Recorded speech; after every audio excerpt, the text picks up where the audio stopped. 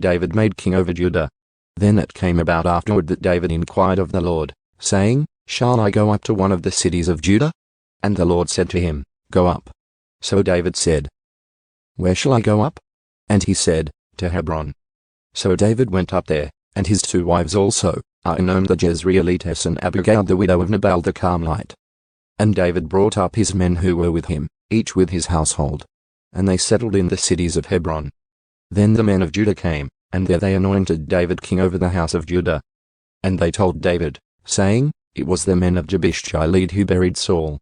So David sent messengers to the men of Jabesh-gilead, and said to them, May you be blessed of the Lord, because you have shown this kindness to Saul your lord, and have buried him. And now may the Lord show kindness and truth to you. And I also will show this goodness to you, because you have done this thing. Now then, let your hands be strong and be valiant, since Saul your lord is dead, and also the house of Judah has anointed me king over them. Ishbosheth made king over Israel. But Abner the son of Ner, commander of Saul's army, had taken Ishbosheth the son of Saul and brought him over to Mahanaim. And he made him king over Gilead, over the Ashurites, over Jezreel, over Ephraim, and over Benjamin, even over all Israel. Ishbosheth, Saul's son, was 40 years old when he became king over Israel, and he was king for 2 years.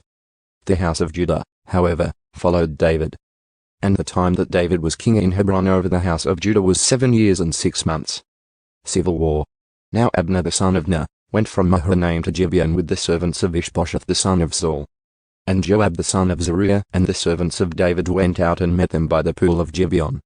And they sat down, Abner's men on the one side of the pool and Joab's men on the other side of the pool. Then Abner said to Joab, Now have the young men arise and hold a martial skills match in our presence. And Joab said, Have them arise. So they got up and went over by count, 12 for Benjamin and Ishbosheth the son of Saul, and 12 from the servants of David. And each one of them seized his opponent by the head and thrust his sword in his opponent's side. So they fell down together. Therefore that place was called Helkath-Hazurim, which is in Gibeon. That day the battle was very severe, and Abner and the men of Israel were defeated by the servants of David. Now the 3 sons of Zeruiah were there, Joab, Abishai, and Asahel. And Asahel was as swift-footed as one of the gazelles that is in the field. Asahel pursued Abner and did not turn to the right or to the left from following Abner. Then Abner looked behind himself and said, Is that you, Asahel? And he said, It is I. So Abner said to him, Turn aside for your own good to your right or to your left, and take hold of one of the young men for yourself, and take for yourself his equipment. But Asahel was unwilling to turn aside from following him. Then Abner repeated again to Asahel, Turn aside for your own good from following me. Why should I strike you to the ground? How then could I show my face to your brother Joab? However, he refused to turn aside. So Abner struck him in the belly with the butt end of the spear, so that the spear came out at his back. And he fell there and died on the spot. And it happened that all who came thereafter to the place where Asahel had fallen and died, stood still. But Joab and Abishai pursued Abner, and when the sun was going down, they came to the hill of Armah, which is opposite by way of the wilderness of Gibeon. And the sons of Benjamin gathered together behind Abner and became one troop, and they stood on the top of a hill. Then Abner called to Joab and said, Should the sword devour forever? Do you not realize that it will be bitter in the end? So how long will you refrain from telling the people to turn back from pursuing their kinsmen? Joab said, As God lives, if you had not spoken, then the people of Judah certainly would have withdrawn in the morning, each from pursuing his brother.